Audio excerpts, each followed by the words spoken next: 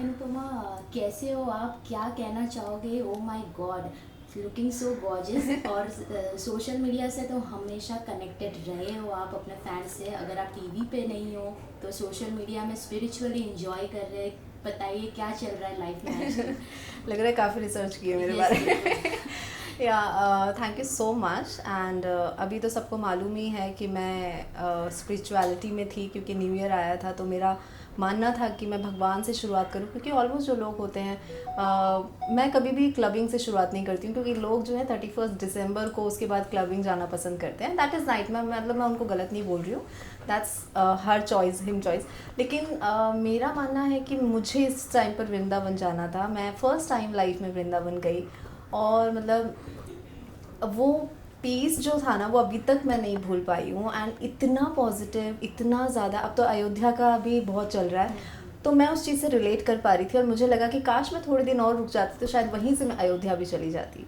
तो ये तो जिस तरीके से आपने फैंस को कनेक्टेड रखा है अपने आप से, स्टार प्लस, सोनी टीवी, दंगल, तो कैसा ओवरऑल आपका जर्नी कैसा रहा है? मतलब किस तरीके से, क्योंकि लॉकडाउन आ गया उसके बाद काफ़ी चेंजेस आई, तो इस चेंजेस को आप किस तरीके से देखती हैं? देखिए, लॉकडाउन जब आया था तब ऑब्वियसली मुझे भी ऐसा लगा था कि अब शायद हमारी जो गाड़ी जो पटरी में थी वो शायद डामाडोल हो जाएगी। एंड बट टच वुड, ये चीज़ नहीं हुई थी। मैं उस टाइम भी, मतलब ममाज मुझे बोल रही थी कि प्लीज़ तुम घर आ जाओ, क्योंकि वहाँ पर ऐसा माहौल है, अकेले अकेले पूरे टाइम, क्योंकि सर्वेंट्स भी नहीं थी, अपना काम भी खुद करना है, शूट भी करना है।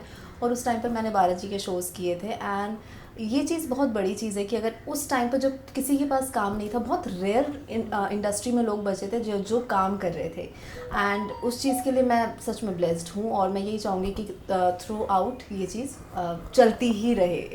यस, मतलब जब लॉकडाउन के बाद अपॉर्चुनिटीज़ काफ़ी आने लगी, क्योंकि सोशल मीडिया जो इतना बूम हो गया है, Yes. OTT platforms, TV. बात करूँ टीवी से, क्योंकि आपने अपनी शुरुआत करियर की भी टीवी से ही करी है, तो कहीं ना कहीं आपको वो दिन मिस होता है जब आप उस तरीके से, मतलब जो भी आप किरदार निभाया है, जो भी आपने हर एक चीज़ किया है, तो वो दिन कैसे मिस होते हैं? कैसे याद करती हैं आप वो सब दिनों को? अभी देखा जाए तो देखिए, मैं सिर्फ यही बोलना चाहूँगी कि जब मेरी करियर की शुरुआत हुई थी तब स्टार्टिंग मैंने यही मोहब्बतें से की थी, जब मुझे कुछ नहीं मालूम था। और विद इन 3 मंथ, मैंने सुना है कि बहुत सालों तक लोगों को काम नहीं मिलता है, लेकिन जब मैं स्कूल टाइम में ये मोहब्बतें देखती थी, मैं उस शो की बहुत बड़ी फ़ैन थी उस टाइम पर। आप अगर जब आप मुंबई आते हो विद इन 3 मंथ्स आपको उसी शो में आपको जब काम मिल जाता है, तो वो, मैंने टू बी ऑनेस्ट, मैंने बजट भी नहीं पूछा था और मैंने अब हाँ बोल दिया था। तो ऐसी ऐसी आपकी जर्नी शुरू वो भी होती टॉप है। शोज था। टॉप शोज़ था। मैं आज भी उस चीज़ को, मुझे एज अ श्वेता ही जानते हैं जब भी मैं कहीं बाहर जाती हूँ, क्योंकि उस टाइम में मेरे लंबे बाल थे और थोड़ा सा लुक को लेके चेंजेस हो गए। तो कुछ लोग चाहे पहचाने ना पहचाने, क्योंकि उस टाइम में पतली भी बहुत थी, बहुत पतली थी, जो कॉलेज टाइम में एकदम हड्डी लड़कियाँ होती ना उनमें से। तो अब इंडस्ट्री में आ जाते हो तो आप धीरे धीरे अपने आप को ग्रूम करने लग जाते हो। तो वो धीरे धीरे फिर मैंने बालाजी के 4-5 शोज़ किए, उसके बाद फिर मैंने दंगल का किया, दंगल के 2 शोज़ किए, सोनी का विघ्न हरदा किया। मतलब मेरी जर्नी बहुत ही इंटरेस्टिंग रही है, और it's not about only negative. मैंने नेगेटिव भी किया है और मैंने पॉजिटिव भी किया है, सो आई एम वेरी हैप्पी। या टीवी की बात करूँ तो इतने सारे रियलिटी शोज आ जाते हैं, खतरों के खिलाड़ी, बिग बॉस। तो इस बार का बिग बॉस काफ़ी लोग जो बिग बॉस नहीं भी देखते थे वो भी फॉलो कर रहे हैं। जैसे हमने Yes. अगर इंटरव्यू इतने सारे लिए तो कुछ लोग फॉलो करें क्योंकि उनके फ्रेंड है, या जो भी चीज़ें हैं अलग अलग प्लेटफॉर्म से आते हैं बिग बॉस में। तो आप कितना बिग बॉस 17 फॉलो कर रही है, अगर कर रही हैं तो? जब मैं, अभी मेरा रिसेंटली शो चल रहा था नथ कृष्ण एंड गौरी की कहानी, तो मैं उस टाइम पर तो फॉलो नहीं कर पा रही थी, क्योंकि जब मेरा बर्थडे था तो सेट पे ही मीडिया आई थी, तो मेरा उस बारे में भी मुझसे बहुत डिस्कशन हुआ था। तब मेरा एक ही आंसर आता था, अगर आप न्यूज़ में भी देखेंगे, कि मैं नहीं देख रही हूँ। लेकिन उसके बाद से अगर मैं बीच बीच पे क्लिप्स देखना, बिकॉज मेरा फ्रेंड है उसमें अभिषेक, सो मैं इसीलिए बीच बीच पे क्लिप्स देख लेती थी, अदरवाइज मैं वो भी नहीं देखती। तो जब से मैंने जब ये स्किप किया है, तो अब मैं जाके बिग बॉस में अच्छे से इन्वॉल्व हुई हूँ, क्योंकि अभिषेक आके ये ना बोले कि तुमने देखा नहीं और कुछ मुझसे पूछे तो मैं बोल ही ना पाऊँ।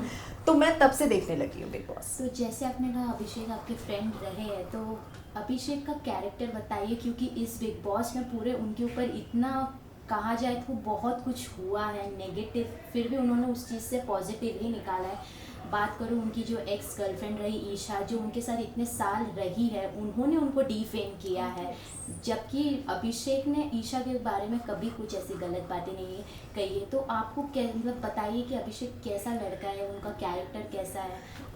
देखिए, अभिषेक का जो नेचर है वो हम सब ने देखा है, क्योंकि एक बार कोई झूठ बोलेगा, 2 बार, इतने महीनों तक कोई भी ऐसा नहीं रह सकता है। इनफैक्ट अंकिता तक की रियलिटी बाहर आ गई है। तो ये शो जो है अपनी रियलिटी दिखाने का है, वो आज नहीं तो कल आपका दिखा ही देता है, ठीक है। और अभिषेक एक ऐसा मुझे लगता है कि जैसा आपने बताया कि इतना होने के बाद भी अभिषेक ने कभी ईशा के खिलाफ गंदगी नहीं बोली है, ना ही कोई बैक बिचिंग करी है, ना ही उसके खिलाफ गुस्से में बोलना वो अलग होता है, क्योंकि उसने भी थ्रू आउट बोला है। लेकिन ईशा बैक बिचिंग भी करती है थ्रू आउट, उसके नाम पे वो कॉन्ट्रोवर्सी, हाँ, मेंटल इश्यूज है। ये तो सबसे बड़ा मैं उस टाइम पर वृंदावन में थी जब ये एपिसोड आया था, एंड मैं उस टाइम पे ना वीडियो बनाने वाली थी, लेकिन मेरा बिल्कुल मन नहीं हो रहा था जब वो एलिमिनेट भी हो गया था। तब मुझे एक शॉक लगा था कि आई यू सीरियस, मतलब ऐसे लोग शो के बाहर निकल गए जो रियल में अच्छे हैं, और जैसे ईशा जैसे लोग हैं, sorry to say but I really don't like हर।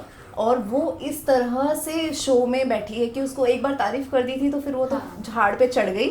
उसको फिर समझ नहीं आ रहा कि वो बच्ची है या बूढ़ी हो गई है या कौन से बीच वाले में है, उसको कुछ नहीं समझ आ रहा, बस वो ब्लंटली बोलती जा रही है।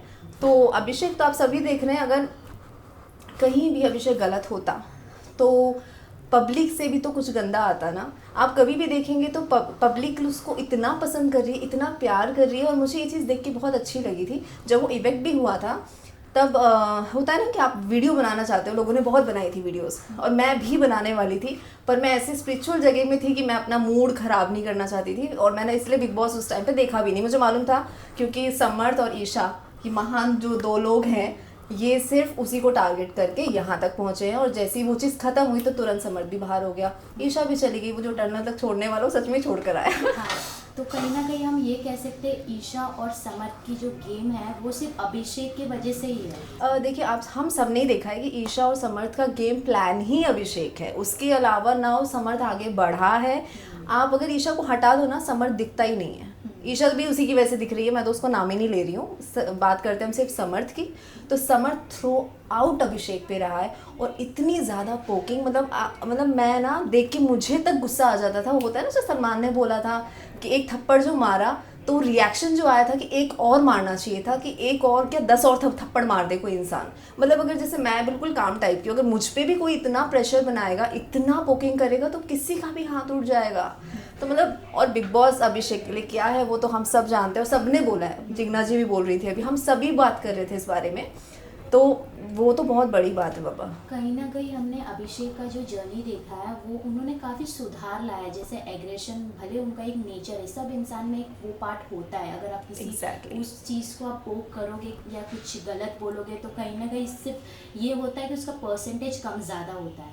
तो जिस तरीके से अभी समर्थ का जो एक सब जो ऑडियंस ने देखा है, एक चुलबुला सा जो वो मस्ती करते हैं, तो वो एक लिमिट तक ठीक था, बट फिर वो जब एक्सेस हो गया तो फिर सलमान सर ने भी उसे एड्रेस किया कि उनको जब चाटा गिरा तो ऐसा लगा कि हाँ, तो वो कैसा आपको? मुझे बहुत अच्छा लगा जब सलमान सर ने उसकी बैंड बजाई और अभिषेक को हीरो अनाउंस किया, and that is very big thing कि सलमान सर बोल रहे हैं, जो कि आज तक किसी की हिस्ट्री में बोला नहीं गया है, और इतनी हद तक तो पोक भी किसी को नहीं किया गया। मेरे को तो जहाँ तक मेरे को अभी तक बिग बॉस याद है, जब भी मैंने देखा है, टिश्यू मुंह में डालना, हाँ, मतलब टिश्यू मुंह में, वो भी एक तरह से आप उसको कितना गंदे से पोक कर रहे हो कि आप कम्बल डाल रहे हो, टिश्यू डाल रहे हो, उसके मुंह पे चढ़ रहे हो। और वो चाहता था कि अभिषेक थप्पड़ मारे, क्योंकि आगे वाले एपिसोड में भी क्या नाम है उसका, क्या नाम है, जो अभी है, अरुण, नहीं, जो मुस्लिम है ना, आई थिंक मुनावर ने भी वो चीज़ कही आगे कि वो चाहता था कि तू चाहता था ना कि वो हाथ उठाया, और उसने उठा दिया जब वो एलिमिनेट हो गया था।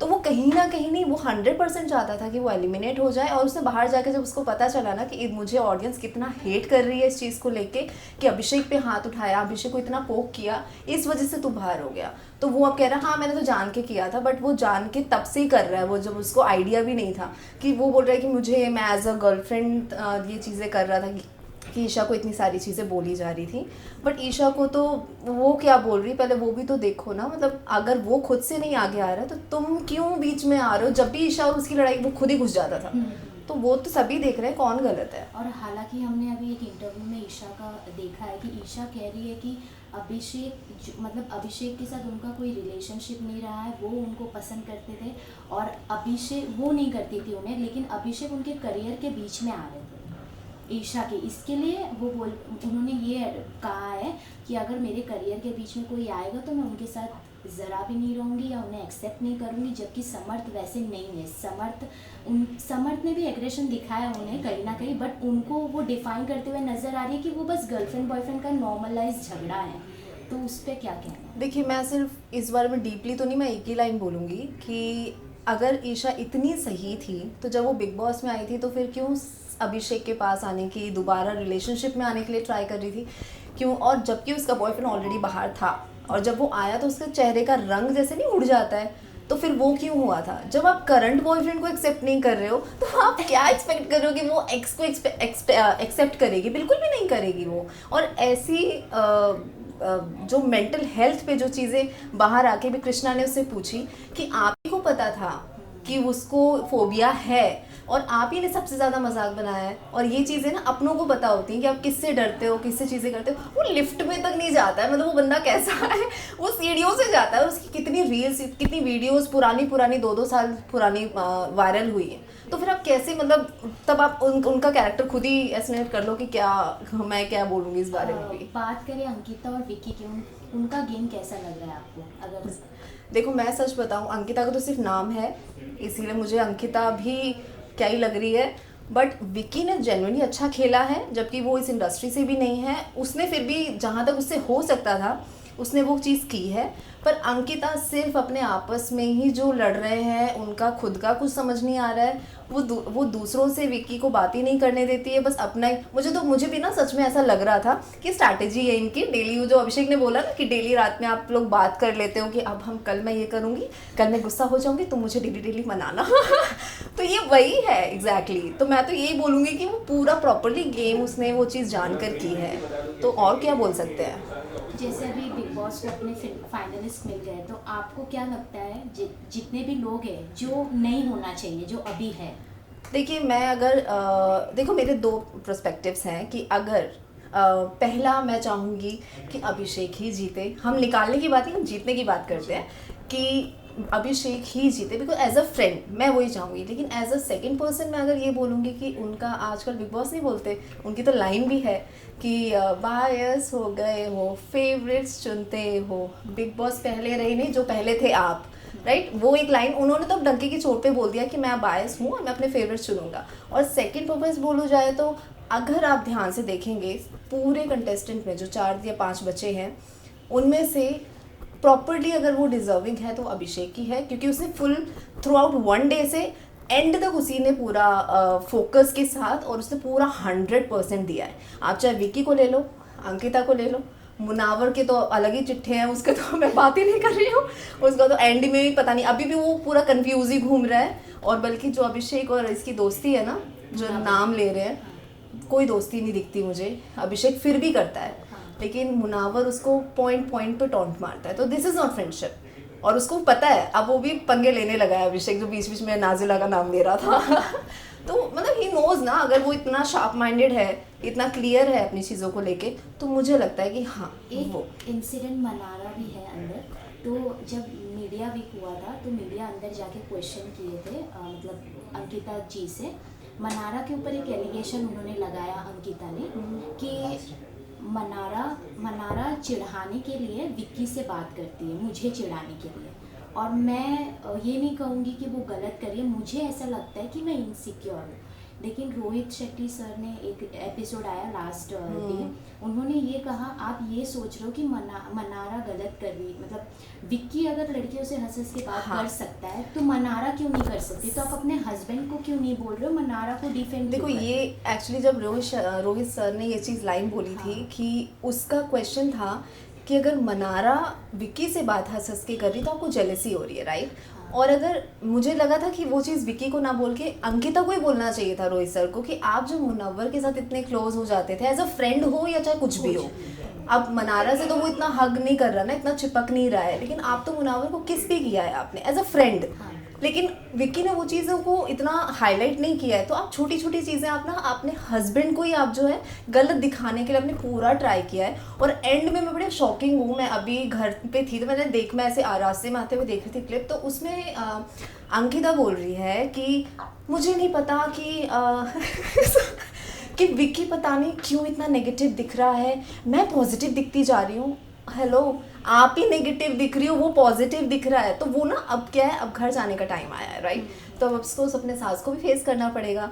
तो वो चीज़ें ना वो बिठा रही है माइंड में कि विकी गलत था, मैं सही थी और मुझे ही जनता प्यार कर रही थी, और दैट इज़ रॉन्ग। और वो चीज़ वो अब मैनिपुलेट कर रही है, तो वो तो दिख ही रहा है सबको। और मैं तो अंकिता को भी नहीं पसंद करती जितना विक्की फिर भी खेला है। हाँ, उन्होंने अपना रियल कैरेक्टर निकाला है। और जो सब सोच रहे हैं कि देखिए, देखा जाए तो बिग बॉस के पर्सपेक्टिव से वो विकी को अंकिता को जिताएंगे, सबको यही लग रहा होगा क्योंकि नोन फेस वो है। लेकिन मनारा को जिता दे, क्या पता, क्योंकि उसका फैमिली बैकग्राउंड भी तो स्ट्रांग है ना, तो फिर वो चीज़ भी हो सकती है। अगर कभी आपको बिग बॉस के लिए अप्रोच किया गया तो फिर कितने ओपन हो बिग बॉस में जाके, या खतरों के खिलाड़ी, या वो खतरों के खिलाड़ी में नहीं ये मेरा सेम अभिषेक वाला रिएक्शन निकल गया, क्योंकि मैं ना एक्चुअली बहुत डरती हूँ, मैं तो छोटे छोटे कीड़ों से ही डर जाती हूँ, तो वो तो बहुत अलग चीज़ है। खतरों के खिलाड़ी में तो नहीं, लेकिन हाँ, अगर इन फ्यूचर मुझे बिग बॉस के लिए आता है तो अभी तो एज सच मैंने ऐसा कुछ सोचा नहीं है, बट आएगा तो या डेफिनेटली मैं ट्राई करूँगी, क्योंकि मैं लड़ाकू तो हूँ नहीं। हाँ, मैं वो अभिषेक से ही पूछने वाली हूँ कि क्या उसका हाल देख के मैं ही डर गई हूँ लेकिन हाँ, अगर आप अपने रिलेशन को लेके, जैसे वो क्लियर है ना, उसने एक बार भी ईशा को नॉमिनेट नहीं किया है, और इतना बड़ा दिल चाहिए मतलब यार इस चीज़ को करने के लिए, और अभी भी वो चीज़ें रिस्पेक्ट रखा है। हाँ, और उसने गुस्से गुस्से में इतनी बड़ी बड़ी बातें बोल दी है ईशा के कैरेक्टर को लेके, तो और वो मुझे लगता है क्योंकि वो जब सीधे सीधे मना कर चुकी है तो वो है। तो लास्टली आपके फैंस को क्या कहना चाहोगे जो बेसब्री से इंतज़ार है कि नई ऐश्वर्या, नई कुछ मतलब आपके अंदर तड़का देखना चाहते हैं, क्या आप मैसेज देना चाहेंगे? And thank you so much guys. सबसे पहले आपने नथ और कृष्णा गौरी का एज कलावती को आपने इतना प्यार दिया, मतलब कर तो मैं नेगेटिव रही थी कैरेक्टर से आपको लोगों ने जाना है। यस, कैरेक्टर से मुझे जाना है, और मुझे इतना प्यार दिया है, मतलब अभी भी लोग ना मुझे मैसेज करते हैं कि आप प्लीज़ कब आ रहे हो, उसमें कब आ रहे हो, बट मैंने अब वो स्किप कर दिया है। मैं कुछ नया ढूंढ रही हूँ, और जस्ट लाइक होता है ना, मेरी मम्माज भी कहते हैं कि आप प्लीज़ पॉजिटिव ढूंढो, बट लोग ना ये भूल जाते हैं कि एक टाइम पे कमोलिका भी स्टार थी यार, मतलब नेगेटिव कहाँ कुछ। हाँ। नेगेटिव करने के लिए आपको ना इतने ऑप्शंस मिलते हैं, इतना कुछ करने को मिलता है ना, पॉजिटिव में नहीं मिलता भाई। एक लाइन रोते रहो और बैठे रहो, वही चीज़ कृष्णा बेचारी कर रही है बट मैं तो नेगेटिव में बहुत खुश हूँ। अगर पॉजिटिव में मिलता है तो मैं उसमें फिर देखूंगी कि करना क्या है, क्या एग्जैक्टली। तो आपको मैं जल्दी मिलूंगी एक नए शो में, एक नए अवतार के साथ। तो तब तक अभिषेक को दीजिए ढेर सारा प्यार, और प्लीज़ उसी को विनर बनाइए। Thank you so much.